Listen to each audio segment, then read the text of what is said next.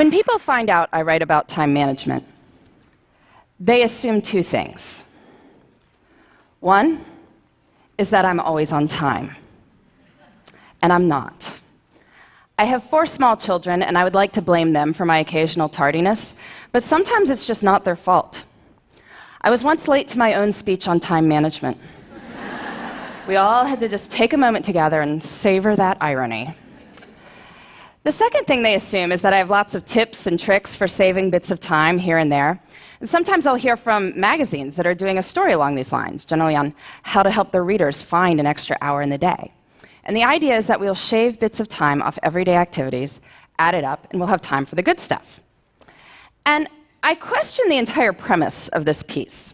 But I'm always interested in hearing what they've come up with before they call me. So some of my favorites: doing errands in a way where you only have to make right-hand turns, being extremely judicious in microwave usage, so it says 3 to 3.5 minutes on the package. We are totally getting in on the bottom side of that. And my personal favorite, which makes sense on some level, is to DVR your favorite shows so you can fast forward through the commercials. And that way you save about 8 minutes every half hour. So in the course of 2 hours of watching TV, you find 32 minutes to exercise. Which is true. You know another way to find 32 minutes to exercise? Don't watch 2 hours of TV a day, right? Anyway, the idea is we'll save bits of time here and there, add it up, we will finally get to everything we want to do. But after studying how successful people spend their time and looking at their schedules hour by hour, I think this idea has it completely backward. We don't build the lives we want by saving time. We build the lives we want, and then time saves itself. Here's what I mean. I recently did a time diary project looking at 1,001 days in the lives of extremely busy women. They had demanding jobs, sometimes their own businesses, kids to care for, maybe parents to care for, community commitments. Busy, busy people. I had them keep track of their time for a week so I could add up how much they worked and slept, and I interviewed them about their strategies for my book. One of the women whose time log I studied, she goes out for a Wednesday night for something. She comes home to find that her water heater has broken, and there is now water all over her basement. If you've ever had anything like this happen to you, you know it is a hugely damaging, frightening, sopping mess. So she's dealing with the immediate aftermath that night. Next day, she's got plumbers coming in. Day after that, professional cleaning crew dealing with the ruined carpet. All this is being recorded on her time log. Winds up taking 7 hours of her week. 7 hours. That's like finding an extra hour in the day. But I'm sure if you had asked her at the start of the week, could you find 7 hours to train for a triathlon? Could you find 7 hours to mentor 7 worthy people? I'm sure she would have said what most of us would have said, which is no. Can't you see how busy I am? Yet when she had to find 7 hours, because there is water all over her basement, she found 7 hours. And what this shows us is that time is highly elastic. We cannot make more time, but time will stretch to accommodate what we choose to put into it. And so the key to time management is treating our priorities as the equivalent of that broken water heater. And to get at this, I like to use some language from one of the busiest people I ever interviewed. By busy, I mean she was running a small business with 12 people on the payroll. She had 6 children in her spare time. I was getting in touch with her to set up an interview on how she had it all, that phrase. I remember it was a Thursday morning, and she was not available to speak with me, of course, right? But the reason she was unavailable to speak with me is that she was out for a hike, because it was a beautiful spring morning, and she wanted to go for a hike. So, of course, this makes me even more intrigued, and when I finally do catch up with her, she explains it like this. She says, "Listen, Laura, everything I do, every minute I spend is my choice. And rather than say, I don't have time to do X, Y, or Z, she'd say, I don't do X, Y, or Z because it's not a priority. I don't have time often means it's not a priority." If you think about it, that's really more accurate language. I mean, I could tell you I don't have time to dust my blinds, but that's not true. If you offered to pay me $100,000 to go dust my blinds, I would get to it pretty quickly. Since that is not going to happen, I can acknowledge this is not a matter of lacking time. It's that I don't want to do it. Using this language reminds us that time is a choice. And granted, There may be horrible consequences for making different choices, I will give you that. But we are smart people, and certainly over the long run, we have the power to fill our lives with the things that deserve to be there. So how do we do that? How do we treat our priorities as the equivalent of that broken water heater? Well, first we need to figure out what they are. And I want to give you two strategies for thinking about this. The first, on the professional side. I'm sure many people coming up to the end of the year are giving or getting annual performance reviews. You look back over your successes over the year, your opportunities for growth.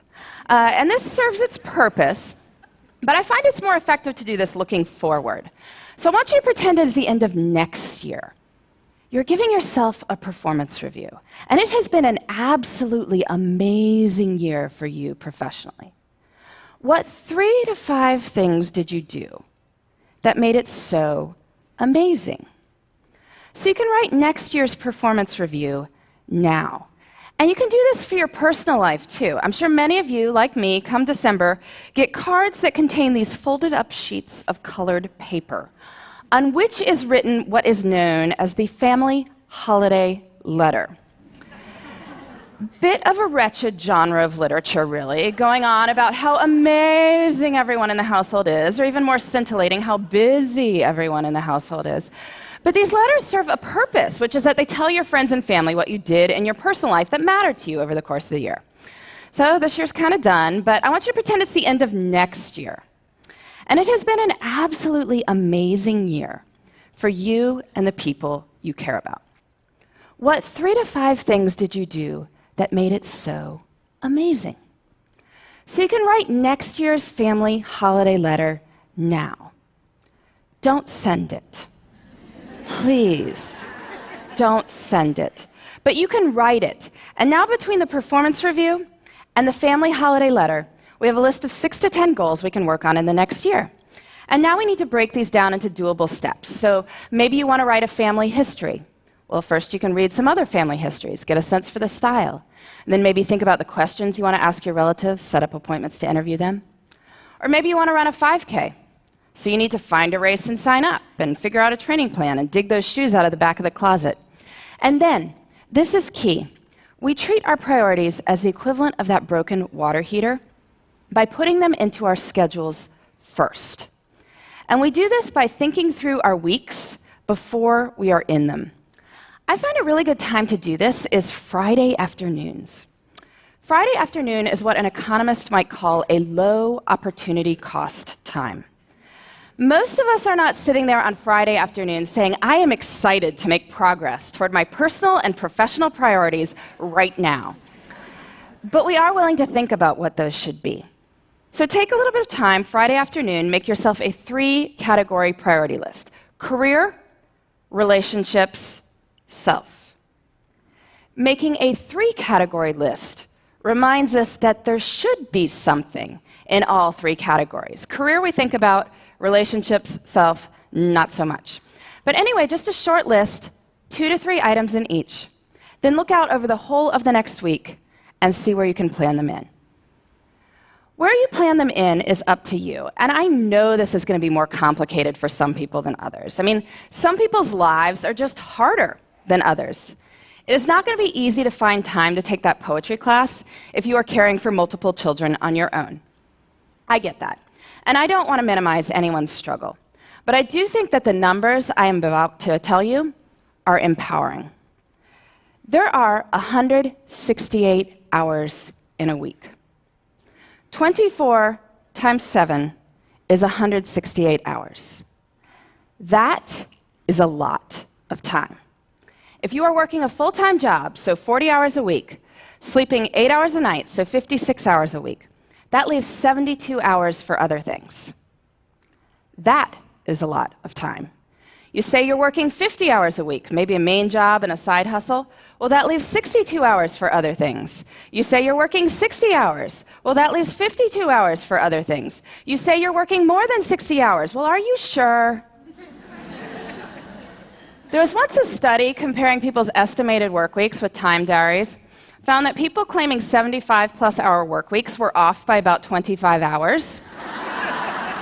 You can guess in which direction, right? Anyway, in 168 hours a week, I think we can find time for what matters to you. If you want to spend more time with your kids, you want to study more for a test you're taking, you want to exercise for 3 hours and volunteer for 2, you can. And that's even if you're working way more than full-time hours. So we have plenty of time, which is great, because guess what? We don't even need that much time to do amazing things. But when most of us have bits of time, what do?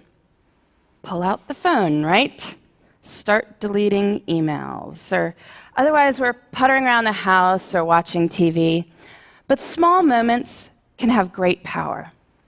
You can use your bits of time for bits of joy. Maybe it's choosing to read something wonderful on the bus on the way to work.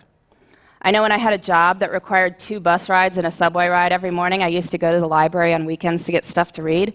Made the whole experience almost enjoyable. Breaks at work can be used for meditating or praying. If family dinner is out because of your crazy work schedule, maybe family breakfast could be a good substitute. It's about looking at the whole of one's time and seeing where the good stuff can go. I truly believe this. There is time. Even if we are busy, we have time for what matters. And when we focus on what matters, we can build the lives we want in the time we've got. Thank you.